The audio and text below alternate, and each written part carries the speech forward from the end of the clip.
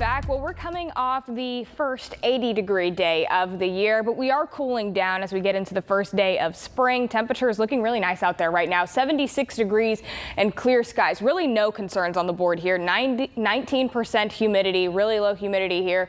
Calm winds, no cloud cover and no rainfall, but we could be looking at some rain moving forward into the weekend. We'll get into that just shortly.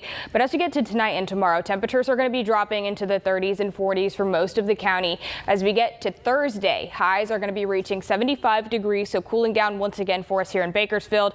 70s, upper 70s for the northwestern portions of the county. As we get into our mountain communities, we're looking at some lower 60s for Tehachapi and further south. Up north near the KRV, we're looking at low 70s, and over in our desert communities, they could be nearing 80 degrees over in those areas. South of Mojave, we're looking at temperatures in those lower 70s. Wind gusts are going to be calm for us here in the valley, but we are looking at some higher winds, specifically here in Mojave and Jawbone Canyon.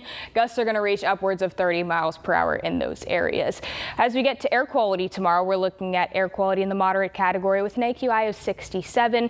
So that's some good news for us as well. And we're looking at a change in our weather pattern as well. This low pressure system has been hovering up here in the northwest. That's going to continue to move further south here towards northern California. That's going to bring some rain for us headed into the weekend. Our futurecast is not really tracking a whole lot right now. We're looking at some really minimal cloud cover here in the valley. But as we get to Friday evening, that's when we'll start to see that build up and light showers will begin in the north of Kern County. That will continue for us moving forward. And here's what our week is going to look like. That rain chance is going to bring very minimal changes for us. We're looking at a really slight chance of rain over the weekend. But before we get there, temperatures will continue to cool into Thursday. Like I said, air quality is going to be in the moderate category. We're looking at clear skies throughout the day. We could be seeing some partly cloudy conditions at around 4 p.m. Otherwise, no concern. 75 degrees, looking gorgeous for us. We'll warm up again on Friday, but dropping significantly into the weekend. Through the rest of the week, we'll see that warming trend begin as we get to early next week. Lake Isabella is looking at temperatures dropping from the 70s down to the 50s. Tehachapi and Fraser Park in the 60s, dropping down as low as 42 degrees with rain chances in those areas as well. All our mountain communities are going to be looking at a shot at temperatures warming up by the time we get to next week as well.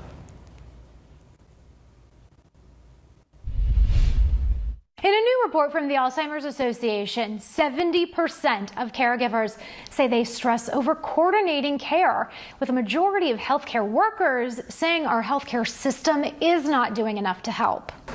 Dan Gerke knows the energy and cost of caregiving. He was the primary caregiver for his wife, Denise. She passed away from Alzheimer's at 63. She loved to make adventures.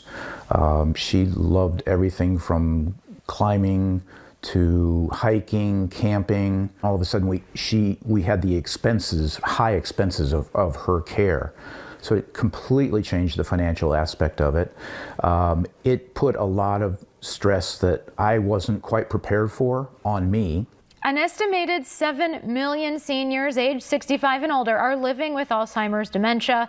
The national cost for caregiving for Alzheimer's patients is expected to rise $15 billion in 2024, totaling $360 billion. Nearly 11.5 million caregivers put in about 18.4 billion hours of unpaid help in 2023, some 31 hours per caregiver per week. That's according to the Alzheimer's Association. It's a complex disease that increases over time and becomes more costly, but we also have more people who are going to be diagnosed as the population ages. This July, the Centers for Medicare and Medicaid will launch an 8-year program to improve the healthcare system for dementia care.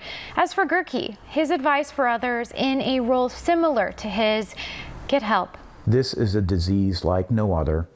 It is devastating in so many ways and so time and emotionally expensive that you just should not do this alone. Lindsay Thies, Scripps News, Atlanta, Georgia. The famous pink and white blooms on Washington's cherry trees are on full display. The National Park Service trumpeted the trees' peak bloom Sunday, about 2 weeks earlier than normal. So early, they arrived before the official start of the National Cherry Blossom Festival, which begins Wednesday. It really added another weekend of people coming to the festivals. The Park Service defines the peak as when 70% of the Yoshino cherry trees that line the mall and tidal basin are flowering. A warm winter sped up this year's bloom cycle. The blooms usually last several days depending on weather conditions. Cool weather can extend them, but rain or wind can bring a quick end. No matter what, the National Cherry Blossom Festival goes on, drawing more than 1 million visitors per year. About 45% of those are visitors. It's usually 45 to 50% are visitors outside the Maryland, Virginia, D.C. area. When the National Cherry Blossom Festival ends on April 14th, the Park Service will remove more than 100 cherry trees to allow repair work on the tidal basin's deteriorating seawalls. Some of the trees, like this one, fall victim to the flooding that happens twice a day at high tide. Salty water soaks the tree roots, damaging them. National Park Service put out a statement with the number of cherry trees. I believe it's about 159 cherry trees are coming down, but they're going to replace them with double the amount. So they'll be replacing the trees for sure. The $113 million 3-year project will repair seawalls extending from the tidal basin along the Potomac River through West Potomac Park. This will be a positive thing for the future generations of these trees and for people to come for years. Keith Mendoza, Scripps News.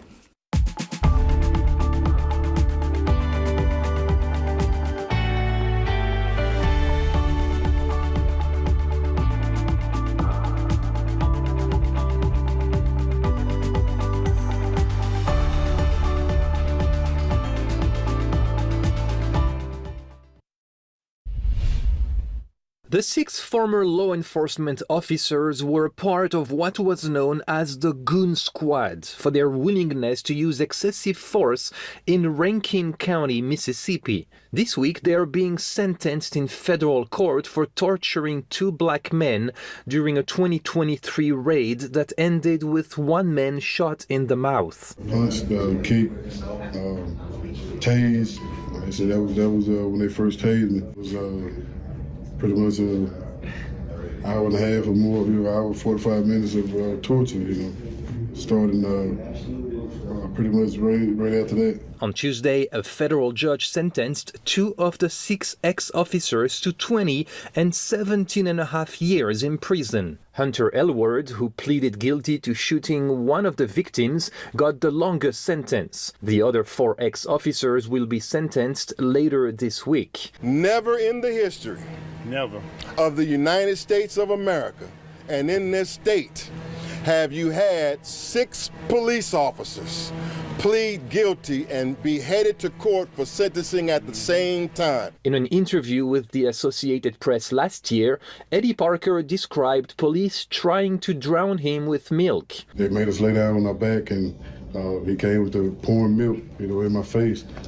It was milk coming out my nose, my mouth. According to prosecutors, officers investigating drugs illegally entered the home of Parker and Michael Jenkins last year and handcuffed and assaulted them with stun guns and a sex toy while using racial slurs. To cover up the assault, they devised a plan that included planting drugs and a weapon. The 5 former Rankin County Sheriff's Department employees and an officer from Richland, Mississippi, pleaded guilty last year to state and federal charges. An investigation by the AP found that members of the sheriff's special response team were also involved in 4 other encounters that left 2 dead and another with long-term injuries.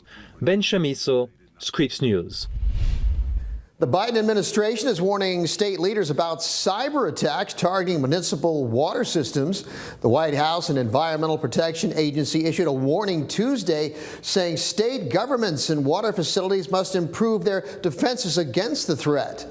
Officials say even basic cybersecurity precautions are not in place at water facilities. The U.S. water sector spans over 150,000 public water systems.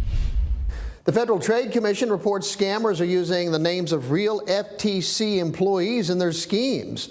The average loss to FTC impersonators has gone up from $3,000 5 years ago to $7,000 today. The FTC says it will never contact people to demand money.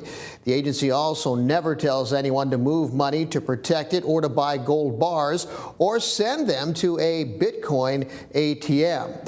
If you think you've been contacted by a scammer, you can report it at fraud.ftc.gov. New technology like artificial intelligence is making it easier than ever for scammers to get your money. They can dub your voice to call family members, for instance, and convince them that you're in trouble. Help me. I've been in an accident. Please help. Scams are becoming much more realistic. It's really important for consumers to have a healthy skepticism. But scams come in all shapes and sizes, so it's hard to know what to believe. That's where companies are starting to fight back. Each is rolling out its own technology to spot and in some cases stop questionable content. Want to know if an email, text, website, or social post is a scam? Just ask Norton Genie. This is the Norton Genie. It's a free app that helps people determine in real time if a text, email, or social media post is legitimate. Basically, this tool will be able to help people who lost their trust towards online services to basically check and verify whether a content or a message that they received actually is scam or not. Simply upload an email, text, social media message, or web address. You'll know in seconds if it could be a scam. It's very easy to use, so you can only take like a little snapshot of the screenshot of the page that you want to check. And each time someone submits a potential scam, it helps Genie's technology to learn so that it can spot future scams with even more accuracy. All of us have to kind of contribute to try to solve this problem. Maybe this didn't happen to you, but it's going to happen to your kid, it's going to happen to your brother, your sister, your grandmother. Meanwhile, McAfee recently unveiled its own technology for deepfake audio detection.